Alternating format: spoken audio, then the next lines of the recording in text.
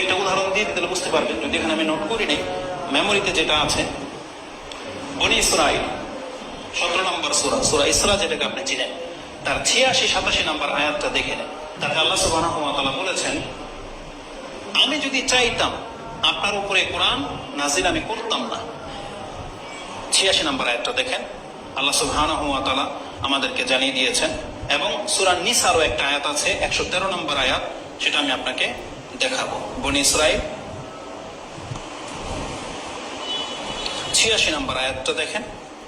তাতে আল্লাহ সুবহানাহু ওয়া তাআলা তিনি বলেছেন রাসূলুল্লাহ সাল্লাল্লাহু আলাইহি ওয়াসাল্লামকে, ওয়ালা ইন শি'না লানাযহাবান্না বিল্লাযী আওহাইনা ইলাইকা। আমি যদি চাইতাম, এই যে আপনার উপরে যে আমি কোরআনটা নাজিল করেছি, এটাকে আমি থামিয়ে দিতে পারতাম। আল্লাহ বলতেছেন রাসূলকে, ওয়ালা ইন শি'না লানাযালনা ওয়ালা ইন শি'না লানাযহাবান্না বিল্লাযী আওহাইনা ইলাইকা সুম্মা লা তাজিদু লাকা বিহি আলাইনা ওয়াকিলা। তাহলে আমার এগেইনস্টে আপনি কোনো উকিল ধরবেন, আপনি পেতেন না। যে কোনো উকিল মাধ্যমে এসে আমাকে বলবে আর কোরআন নাজিল করে দিবে আপনার উপরে, আপনি পেতেন না। তবে আপনার উপরে কেন আমি আল্লাহ কন্টিনিউ কোরআন নাজিল করলাম, থামিয়ে কেন দিলাম না? আল্লাহ সুবহানাহু ওয়া তাআলা তার পরের আয়াতে বলতেছেন, ইল্লা রাহমাতাম মির রাব্বিক। এটা আপনার রবের পক্ষ থেকে আপনাকে অনেক বড় একটা অনুগ্রহ করা হয়েছে। এটা আপনার রবের রহমত। ইল্লা রাহমাতাম মির রাব্বিক, এটা তোমার রবের রহমত ছাড়া আর কিছু না। যে মুহাম্মদ, তোমার উপরে আমি রহমত করতে চেয়েছিলাম বিধায় আমি তোমার উপরে কোরআন নাজিল করেছি। তারপরে কথা বলে দিয়ে আল্লাহ বলছেন, এই কোরআনটা যে তোমার উপরে আমি রহমত স্বরূপ নাজিল করেছি, এটা কি? ইন্না ফাদলাহু কানা আলাইকা কাবীরা। আর এটা জেনে নেন, আপনার উপরে যতগুলো অনুগ্রহ করেছি তার মধ্যে সবচেয়ে বড় অনুগ্রহ এটাই যে আমি আল্লাহ আপনাকে নবী করেছি। তাহলে আল্লাহ তার জন্মের দিনটাকে বেশি প্রাধান্য দেন নাই, বরং যেই দিন নবী হয়েছেন ওই নবী হওয়াটাকে বেশি প্রাধান্য দিয়েছেন। এটা তো গেল সূরা বনি ইসরাইল। সূরা নিসার 113 নম্বর আয়াতে কি আছে জানেন? আল্লাহ সুবহানাহু ওয়া তাআলা বলছেন, না সেটা বড় না, আজিম। আপনার উপরে একটা মহা অনুগ্রহ করেছি। আল্লাহ সুবহানাহু ওয়া তাআলা দেখেন এখানে কি বলেছেন, 113 নম্বর আয়াতটা দেখেন। তাতে আল্লাহ সুবহানাহু ওয়া তাআলা বলেছেন, ওয়াল্লামাকা মা লাম তাকুন তা'লাম। আমি আয়াতের শেষ অংশটুকু আপনাকে বলতেছি, হে নবী, আমি আপনাকে এমন কিছু শিক্ষা দিলাম যেটা আপনি ইতিপূর্বে জানতেন না। আল্লাহ কি জিনিস, কিতাব কি জিনিস, যেটা আল্লাহ সুবহানাহু ওয়া তাআলা সূরা শুআরা 42 নম্বর সূরা 50 পরে গিয়ে পেয়ে যাবেন যে মা কুনতা তাদরি মাল কিতাব ওয়ালাল ঈমান। আপনি তো জানতেন না কিতাব কি জিনিস, ঈমান কি জিনিস, কিন্তু আমি আল্লাহ আপনার উপরে নাযিল করেছি। এই যে মুহাম্মদ সাল্লাল্লাহু আলাইহি ওয়াসাল্লামকে এত বড় কথা বলা যে আমি আপনাকে জানিয়েছি, ওয়াল্লামাকা মা লাম তাকুন তা'লাম, আপনি যেটা জানতেন না আমি আল্লাহ আপনাকে সেটা শিখালাম।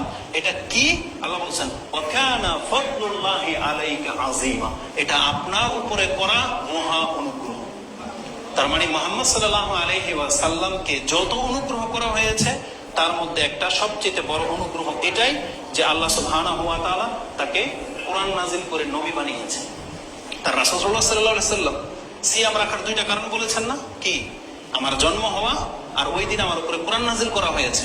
তাহলে আমরা এখান থেকে কি নিলাম যে আমরা যদি এখন শুকরিয়া আদায় করতে চাই কোরআন পেয়ে, রাসূল পেয়ে, তাহলে আমাদেরকে কি করতে হবে? সোমবার দিন সিয়াম রাখতে হবে। কি করতে হবে? সোমবার দিন সিয়াম রাখতে হবে। কোন সোমবার? 12 রবিউল আউয়াল যদি পড়ে তাইলে, তাহলে যে কোনো সোমবার। এটা হচ্ছে কোরআন হাদিস থেকে নেওয়া শিক্ষা। কিন্তু আপনি কি শিক্ষা নিলেন? কার কাছ থেকে নিলেন? আপনি বছরে একটা দিন ধার্য করলেন, প্রত্যেক সপ্তাহে তো আপনার তৌফিক হয় না। আরে মাসে না হয় কোন এক সোমবার আপনি সিয়াম রাখতেন, তাও করলেন না। আপনি নিলেন বছরে একদিন জশ্নে জুলুস করা, যেটার কোনো ভিত্তি পর্যন্ত নেই। আমি মনে করি এই হাদিসটা আমাদের জন্য যথেষ্ট। কেউ যদি রাসূলুল্লাহ সাল্লাল্লাহু আলাইহি ওয়াসাল্লামের জন্মের দিনকে কেন্দ্র করে কিছু করতে চায়, সত্যিকার অর্থে সে যদি নিজেকে আশিকে রাসূল দাবি করতে চায় যে আমি আমার রাসূলকে ভালোবাসি, তাহলে তাকে এই হাদিস থেকে শিক্ষা নেওয়া উচিত ছিল। কিন্তু এই যে আমলটা কাদের মাঝে বেশি আছে? আমরা নির্দ্বিধায় বলতে পারি এটা আহলে হাদিসের মসজিদের মেম্বার বিদায় সেই জন্য না, নিঃসন্দেহে আমরা ঘুরে ঘুরে যেটা দেখতে পাচ্ছি এই সুন্নাহ সবথেকে বেশি কোরআন সুন্নাহর অনুসারীরাই করে থাকে। এই বৃহস্পতিবার দিন সিয়াম রাখা, সোমবার দিন সিয়াম রাখা, এটা সুন্নাহটা কাদের মধ্যে বেশি পাওয়া যায়? যারা কোরআন হাদিসকে ফলো করে তাদের মধ্যে বেশি পাওয়া যায়। ওই ছালার চট পরে মাজারে মাজারে যারা ঘুরে তারা কোনোদিন এই আমলের সাথে তাদের কোনো সম্পর্ক নাই, তাদের সাথে ভিন্ন কিছুর সম্পর্ক। আল্লাহ সুবহানাহু ওয়া তাআলা রাসূলুল্লাহ সাল্লাল্লাহু আলাইহি ওয়াসাল্লামের জন্মের কথাটা আমাদেরকে রাসূলের হাদিসের মাধ্যমে জানিয়েছেন। তা আমরা জানতে পেলাম এই হাদিসের মধ্যে তারিখের কথা আছে নাকি বারের কথা আছে? বার, সেটা হচ্ছে সোমবার। তার মানে কোরআন হাদিসের কোথাও ওই বছরে একবার কোনো কিছু পালন করতে হবে এটা আল্লাহ সুবহানাহু ওয়া তাআলার সুন্নাহ না, আর এটা রাসূল সাল্লাল্লাহু আলাইহি ওয়াসাল্লাম আমাদেরকে শিক্ষা দেননি। আমাদেরকে যেটা করতে হবে সেটা প্রত্যেক দিনই আছে, প্রত্যেক সপ্তাহে আছে, প্রত্যেক মাসেই কোনো না কোনো ভাবে থাকে, ওটা শুধু বছর কেন্দ্রিক না। তা আল্লাহ সুবহানাহু ওয়া তাআলা আমাদেরকে সঠিক বুঝদান করুন।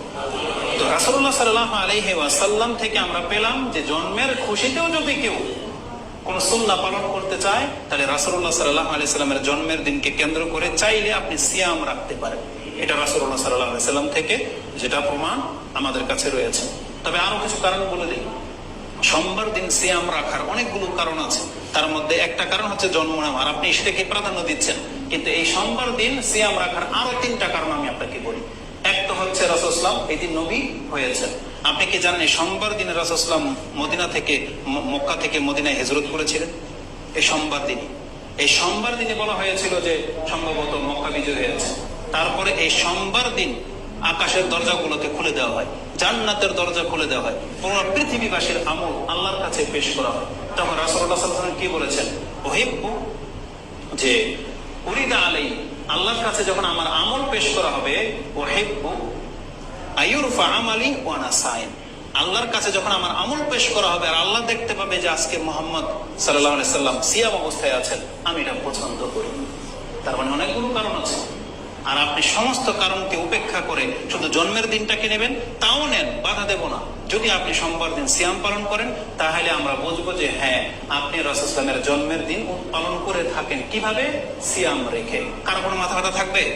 কোনো মাথা ব্যথা থাকবে না। কিন্তু তা তো আপনি করলেন না, আপনি তো ভিন্ন কিছু করতেছেন। তো আমি মনে করি এই যতটুকু কথা বলেছি, এখন মিলাদ পালন করবেন কি করবেন না, কিভাবে করবেন, করা জায়েজ কি না জায়েজ, আমি মনে করি যতটুকু কথা বলেছি একটা হাদিসের ভিত্তিতে যথেষ্ট। কিন্তু আমাদের সমাজের মানুষগুলো এমন, তারা যে কার থেকে ধর্ম শিখে বলা মুশকিল। এখন মজা লাগলে এখন বলবে হ্যাঁ এই হুজুর ঠিক, বাজারে থেকে একটা যদি রিক্সাওয়ালা বা একটা তরকারিওয়ালা যদি কোনো মন্তব্য করে এটা যদি ভালো লেগে যায় তবে এটা ঠিক। এটা এই চরিত্রের মুসলিম হচ্ছে আমরা। এমনটা হলে তো চলবে না। আপনার পথ হবে দলিলের ভিত্তিতে। কোরআন হাদিসের কথা যার মুখ থেকে বেরোবে, সেটা যে কোনো মেম্বার থেকে বেরোবে, আপনি আমি মানতে বাধ্য। যা তার কথা নেওয়া যাবে না। কিন্তু আমাদের চরিত্রটাই হলো পাল্লা যেদিকে ভারী এমনিতে মানুষ ওদিকে ঝোঁকে, এইরকম টাইপের হয়ে গেছে আমরা। এমনটা হওয়া উচিত নয়। তারপরেও এই কথার সাথে আরো কিছু কথা আপনাকে স্মরণ করিয়ে দিই। 12 রবিউল আউয়াল যেমনটা বলেছি, এটা রাসূল সাল্লাল্লাহু আলাইহি ওয়াসাল্লামের জন্মের দিন হিসাবে, মৃত্যুর দিন হিসাবে চূড়ান্ত ফলাফল নয়, চূড়ান্ত সিদ্ধান্ত নয়। এটা নিয়ে ইখতিলাফ আছে। আমি যদি ধরেও নেই যে আপনি মৃত্যুর ক্ষেত্রে 12 রবিউল কাছাকাছি পৌঁছে যায়, মৃত্যুর দিনটা 12 রবিউল আউয়াল পৌঁছে যায়, তাহলে একজন ব্যক্তি যখন এটা জানবে যে 12 রবিউল আউয়াল রাসূল সাল্লাল্লাহু আলাইহি ওয়াসাল্লামের ইন্তেকাল হয়েছে, সবচেয়ে প্রিয় জিনিসটা আমরা হারালাম যেই দিন, সেই দিন আপনার কাছে ঈদ হতে পারে না কোনদিন। সেটা কোনোদিন ঈদ হইতে পারে না। আজকে আপনি আপনার ব্যক্তি জীবন থেকে শিক্ষা নেন। যারা সন্তানের মালিক হয়েছেন, দীর্ঘদিন পর একটা সন্তান হয়েছে, আর হওয়ার কিছুক্ষণ পরে মরে গেল, অনেকের হয় না, বাচ্চা জন্ম হওয়ার পরে মরে যায় না, ওই দিনটা ঘুরে ফিরে আসলে সে কি কেক সামনে রেখে হাসে, তালি বাজায় না কাঁদে? ওই কথাটা স্মরণ হলেই তার চোখ দিয়ে পানি ঝরবে, কারণ সে যে নিয়ামতটা পেয়েছিল এটা আবার সে হারিয়েছে। তখন পাওয়ার চেয়ে হারানোর ব্যাপারটা তার কাছে বেশি। আর এটা ছিল রাসূল সাল্লাল্লাহু আলাইহি ওয়াসাল্লামের সাহাবীদের চরিত্র। রাসূলুল্লাহ সাল্লাল্লাহু আলাইহি ওয়াসাল্লামকে যেই দিন তারা হারিয়েছেন, আনাস রাদিয়াল্লাহু তাআলা আনহু তিনি বলতেছেন, মদিনা যেমন অন্ধকারে ছেয়ে গেল, আমাদের জীবনের মধ্যে যেমন অন্ধকার ছেয়ে গেল, সেই দিনটা তো তারা জীবনে কোনোদিন ঈদের দিন হিসেবে পালন করেন নাই, বরং তারা ব্যথিত ছিলেন যে আমরা কি হারালাম, কি হবে এখন আমাদের। ফাতেমা রাদিয়াল্লাহু তাআলা আনহা তিনি বলতেছেন আনাসকে, তোমাদের অন্তরে সায় কিভাবে দিল যে তোমরা আমার বাবার উপরে মাটি ফেললা, তোমাদের নবীর উপরে মাটি ফেললা, দাফন করলা, এটা তোমাদের অন্তর মেনে কিভাবে নিল? একটা মানুষ কতটা শোকাহত হলে এই ভাষা মন্তব্য করতে পারে যে আনাস তুমি কিভাবে আমার বাবার উপর মাটি ফেললা, এটা হইল কিভাবে, তোমার অন্তর কিভাবে সায় দিল? এটা ছিল সাহাবা একরামদের চরিত্র। ওমর রাদিয়াল্লাহু তাআলা আনহু যেদিন ইন্তেকাল করেছেন রাসূলুল্লাহ সাল্লাল্লাহু আলাইহি ওয়াসাল্লাম, ধরে নিলাম আপনার কথাই 12 রবিউল আউয়াল, ওমর রাদিয়াল্লাহু তাআলা কি বলেছিলেন? যে বলবে আমার রাসূল মৃত্যুবরণ করেছে তাকে আমি গল্লা ফেলে দেব। কিন্তু আবু বকর সিদ্দিক রাদিয়াল্লাহু তাআলা এসে যখন তাকে কোরআনের একটা আয়াত দিয়ে সান্ত্বনা করলেন, আর সূরা আলে ইমরান 144 নম্বর আয়াতটা আপনি দেখে নেন, মা কানা মুহাম্মাদুন ওমা মুহাম্মাদুন ইল্লা রাসূলুন মিন ওমা মুহাম্মাদুন ইল্লা রাসূলুন ক্বাদ খালাত মিন ক্বাবলিহি রাসূল আফা ইম্মা তাআউ কুতিলা আনকালাবতুম আলা আকাবিকুম। এই আয়াতটা যখন আবু বকর রাদিয়াল্লাহু তাআলা পাঠ করে শোনালেন, ওমর রাদিয়াল্লাহু তাআলা বলতেছেন, আমার মনে হলো যে আয়াতটা এখন নাযিল হয়েছে, আর যখন আমার অন্তরে গিয়ে হিট করলো যে মুহাম্মদ সত্যি তো মারা গেছেন, তখন তিনি বলতেছেন আমার পার আমাকে ধরে রাখতে পারলো না, তিনি বসে গেলেন নিচে জমিনে, পড়ে গেলেন, তিনি তার হুঁশ হারিয়ে ফেললেন। তাহলে সেই দিনটাকে তারা ঈদের দিন হিসেবে নিয়েছিলেন। যেই যুক্তি আপনারা দাঁড় করান যে খুশিটাকে প্রাধান্য দিতে হবে, এই জন্য শোকের দিন যদি খুশি চলে আসে তাহলে খুশিটাকে প্রাধান্য দিতে হবে, এটা আপনার যুক্তি মাত্র। কিন্তু তাদের অন্তর তো এটা, তারা তো জানতো না যে 12 রবিউল আউয়াল রাসূল সাল্লাল্লাহু আলাইহি ওয়াসাল্লাম জন্মগ্রহণ করেছিলেন। তাহলে তো নাইজেরিয়ানদের মতো ওই কবরের ওই মানে লাশ কফিনের মধ্যে নিয়ে তারা ড্যান্স করতেন। আপনি দেখেছেন নেটের দৃশ্য, নাইজেরিয়ানদের আমি এরকম দৃশ্য দেখেছি, ওদের বাপ মা কেউ মরে গেলে কফিনের ভিতরে নিয়ে ওরা ড্যান্স করে, বুঝলেন? তাহলে এটা তো ইহুদি খ্রিস্টানদের চরিত্র। কোন মুসলিম তার বাবার লাশ কান্দে নিয়ে নাচবে, এটা তো হইতে পারে না। তো সব কোনোদিন সুখ হয় না, এটা জেনে নেন, এটা আপনার ভ্রম মাত্র। কিন্তু আপনার ঈদে মিলাদুন নবী জশ্নে জুলুস করে আপনি মজা পান, সেই জন্য আপনি ভুলে গেছেন যে এটা আমাদের রাসূলের মৃত্যুর দিন ছিল, ভুলে গেছেন আপনি জাতিকে এটা মানে খেলতামশায় লিপ্ত করে দিয়েছেন। তো এবার আসুন আমি আপনাকে কিছু দলিল ভিত্তিক কথা শোনাই, তাদের বাড়াবার এটা সীমা থাকা দরকার। তারা কি করে বা কি করেছে তারা? তাদের একটা মন্তব্য হলো সব থেকে বড় ঈদ ঈদে মিলাদুন নবী। এটা বলে না, সব থেকে বড় ঈদ ঈদে মিলাদুন নবী। কিসের ভিত্তিতে বড়? এই কথাটা যখন কারো মুখ থেকে বের হয়, আপনি কার বিরুদ্ধে কথা বললেন জানেন? কোন হুজুরের বিরুদ্ধে, আহলে হাদিসদের বিরুদ্ধে, সালাফিদের বিরুদ্ধে, রাসূলের বিরুদ্ধে, স্বয়ং আল্লাহর বিরুদ্ধে কথা বলেন আপনি, স্বয়ং আল্লাহর বিরুদ্ধে। কারণ যে ঈদ আমরা পালন করি, ঈদ উল ফিতর এবং ঈদ উল আযহা, এই দিনের ঘটনা জানেন? রাসূল আমাদেরকে সংবাদ দিয়েছেন এই দুইটা দিন যে ঈদ হবে, এই ফয়সালাটা স্বয়ং আল্লাহ তাকে জানিয়েছেন। হাদিস স্পষ্ট আমাদের সামনে। আবু দাউদের একটা হাদিস নিয়ে নেন। আবু দাউদের হাদিসটি আপনি 959 নম্বরে পেয়ে যাবেন, এবং মুসনাদে আহমদে হাদিসটি 13131 রয়েছে। আনাস রাদিয়াল্লাহু তাআলা তিনি বলতেছেন যে কাদিমা রাসূলুল্লাহ সাল্লাল্লাহু আলাইহি ওয়াসাল্লাম আল মদিনা, রাসূলুল্লাহ সাল্লাল্লাহু আলাইহি ওয়াসাল্লাম যখন মদিনাতে আসলেন, তখন মদিনাবাসী কি অবস্থায় ছিল এটা তিনি পেলেন। তিনি কি পেলেন? ওয়ালাহুম ইয়াওমানে ইয়ালআবুনা ফীহিমা। রাসূল সাল্লাল্লাহু আলাইহি ওয়াসাল্লাম এসে দেখলেন যে মদিনাতে দুইটা দিন তারা খেলতামশা করবেন।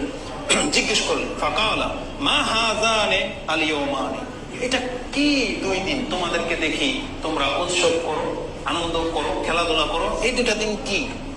তখন মদিনাবাসী যারা ছিল তারা বলল, কালু কুননা নালআবু ফীহিমা ফিল জাহিলিয়া, আমরা জাহিলিয়াতের যুগ থেকে এই দুইটা দিনে খেলতামশা করে আনন্দ উৎসব করে থাকি, এটা আমাদের ঈদের দিনের মতো।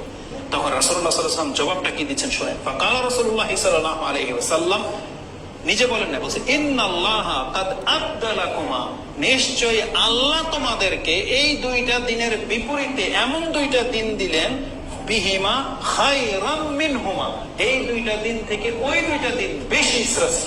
সেটা কি? ইয়াউমুল আযহা ওয়া ইয়াউমুল ফিতর। রাসূল বলেছেন আল্লাহ তোমাদের এই খেলতামশার দিন ক্যান্সেল করে দিয়ে এখন নতুন দুইটা দিন তোমাদেরকে উৎসব পালন করার জন্য দিলেন, উত্তম হবে সেই দিন তোমাদের জন্য। সেটা কি? ঈদুল ফিতর, মানে রমজানের সিয়ামের পরে যে আমরা যে ঈদ পালন করি, এবং কুরবানির দিন ইয়াউমুন নাহার ও ইয়াউমুল ফিতর, দুইটা শব্দই আছে। এই হাদিস আবু দাউদে রয়েছে 959, আপনি দেখে নিন। তাহলে এখানে বলছে ইন্নাল্লাহা কাদ আবদালাকুমা, আল্লাহ তোমাদেরকে এই দুইটা দিনের বিপরীতে ওই দুইটা দিন দিয়েছেন। তাহলে ঈদ হলো আল্লাহ